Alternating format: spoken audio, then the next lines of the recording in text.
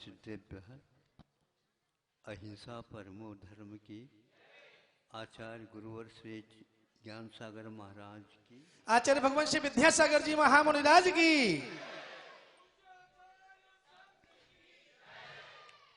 आज थोड़ा सा विलंब हो गया है।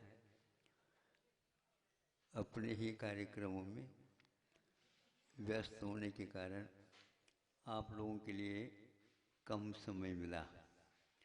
अब उससे भी कम समय में आपके सामने मैं अपना भाव व्यक्त करने जा रहा हूँ। एक कथा छोटी सी है, लेकिन चोटी के विद्वानों को भी हिला देती है।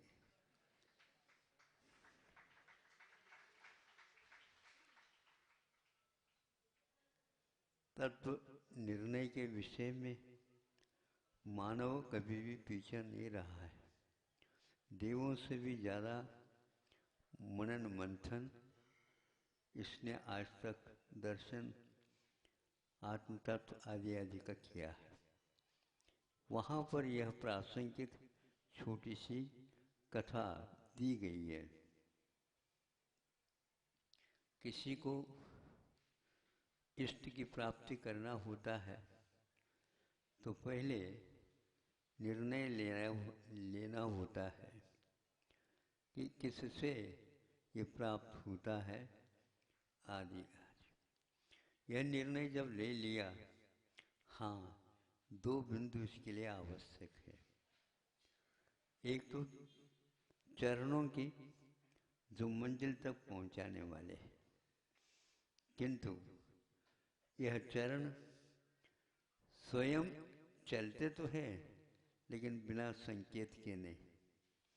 तो उसके लिए आँखों की आवश्यकता पड़ती, देख करके चले।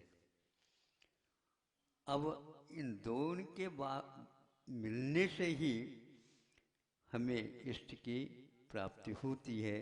ये उसका उपसंहार। 3-4 लाइन में यह सब कुछ सारांश हमारे सामने आ जाता है। किंतु दो आंखें हैं, वो चलती तो है नहीं, किंतु दो व्यक्ति ऐसे हैं जिनके पास आंखें तो हैं किंतु पैर नहीं, विकलांग। जो विकलांग है उसके चलना चल नहीं सकता, लेकिन वह देख नहीं सकता, लेकिन वह बैठे बैठे संकेत दे सकता। तो वहाँ पर आग लग गई जंगल में। अब जंगल से पार जाना है, ये लक्ष्य हो गया।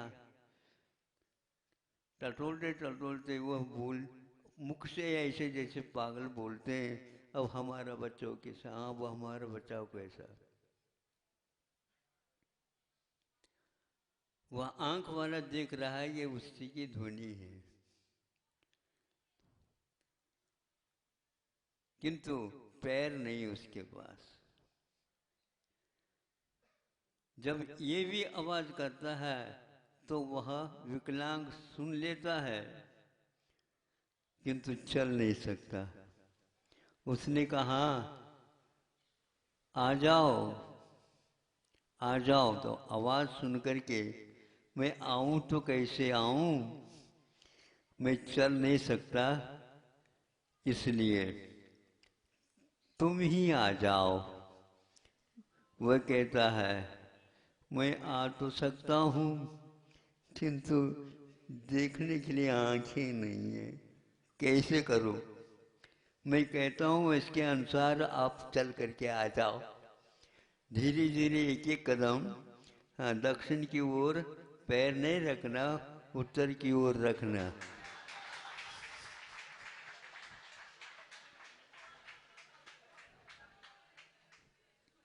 ताली बजाने की क्या आवश्यकता है। हाँ सुनो, फिर वह ऐसे ही कदम रखता रखता रखता एक कदम खींच करके नहीं रखना, आधे आधे ही रखते आना। आ गया, दोनों मिल गए। तुम कौन हो, कैसे हो, से बता दिया। मेरे पास आंखें तो है लेकिन किंतु चल नहीं सकता, कोई बात नहीं। और वह जिनके पास नेत्र नहीं थे वो कहता है मेरे कंधे काफी मजबूत है, तुम मेरे कंधे के ऊपर बैठ जाओ। नहीं समझे?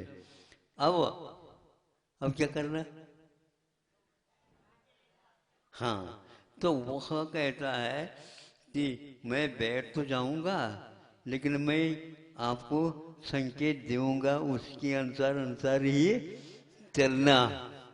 किधर कूप है, किधर गड्ढा है, किधर और है, आदि आदि। तो इस प्रकार कंधों के ऊपर बैठा बैठा, जिसके पास पैर नहीं किंतु ज्ञान आंखें थीं, तो उसके माध्यम से दोनों उस आग लगी हुई जंगल से पार हो जाते हैं। इस प्रकार जो व्यक्ति इष्ट की उपलब्धि करना चाहता है वह व्यक्ति केवल हमारे पास ज्ञान आ गया तो हम कर लेंगे, नहीं कर सकते। और जिसके पास ज्ञान नहीं है किंतु ज्ञान का यदि सहयोग मिल जाता है तो हम पैरों को कह सकते हैं उठ जा। आंखें कहेंगे नहीं लेकिन हमारे पास ये शक्ति है, उठ जा। उठा, कैसे उठाए? संकेत मिल रहा है उसके अनुसार उठाना। तो वह दोनों एक लठिया के माध्यम से वह इस पार को पार कर जाते हैं। दर्शन ज्ञान का पक्ष लेता है और चरण यह आचरण का पक्ष लेता है। ये दोनों जब तक नहीं मिलते तब तक हमारा कोई निस्तार पार संभव नहीं है। तो आज भी यही हो रहा है, घमासान युद्ध जैसे दोनों अड़े हुए हैं, सब काम हो जाएगा, सब काम हो जाएगा। कल ही सुना था चीन ने जवाब दिया है। किसका जवाब दे दिया? जिसने पहले आविष्कार किया था उसके लिए उन्होंने जवाब दे दिया, बातों से नहीं किंतु कुछ करके। वही विषय क्या है? कृत्रिम सूर्य बना करके ज्योति का प्रकाश को उपलब्ध कराना था उसका विषय। उससे पहले दूसरे इजराइल या और कोई देश ने इसको सिद्ध किया था कृत्रिम सूर्य बना करके। उससे भी कुछ कदम आगे के चीन के सिद्ध हुए। यह संघर्ष होता है तो ये होता है किंतु दोनों को शांति नहीं है। नहीं समझे? अब ये दोनों को इसलिए शांति नहीं है, मैंने पहले आविष्कार किया, तुमसे भी हम आगे बढ़ कर के किए। हमारे पास पहले से ही योजना थी, आपने बीच में करके नकल किया होगा। यदि ऐसा होता तो मेरे से भी आगे के करते, मेरे पास था पहले ये। तो इस ढंग से स्पर्धा की ओर ही उतर गए किंतु लक्ष्य से विमुख होती जा रही। इस प्रकार ज्ञान के पास बहुत कुछ अद्भुत करने की क्षमता विद्यमान है, लेकिन जब तक उसका आचरण के साथ मैत्री नहीं बनती और मैत्री अपने आप को सक्षम मानते हुए भी ज्ञान का समादर नहीं करता तो ये कार्य संभव नहीं हो सकता।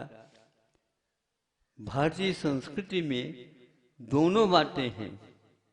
निर्णय लेता है दार्शनिकता के साथ, नीति न्याय को अपने साथ रखता है या आचरण परक हो जाता है। दोनों मिल करके अवश्य ही पार उतर जाते हैं।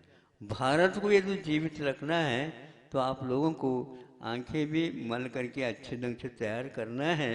और ऐसे नहीं मलते मलते वो आंखें अंधी हो जाए, काम करे ही नहीं, ऐसा नहीं। काम करो लेकिन सावधानी को यदि भूल जाओगे तो कोई किसी एक को भी पार नहीं मिलने वाला। इतना ही मैं पर्याप्त समझता हूँ। 5 मिनट आपके हो गए। महाराज ये बहुत कम आप वक्तव्य देने लगे, इसमें क्या होगा? भाई दो ऐसा है, बीमार से यदि मन ठीक हो जाता है तो धीरे धीरे मूंग की दाल, पानी इत्यादि से प्रारंभ किया जाता है। आप में गति आए, भूख अच्छी आपकी खुल जाए, लेकिन भूख खुल गई इसलिए तो ज़्यादा मैं खिला दूँ, यह योग्य नहीं है। आपके भविष्य को देख करके इतना कर लो, दोनों में मैत्री आ जाए तो बहुत अच्छा है। अहिंसा परमो धर्म की। आचार्य भगवान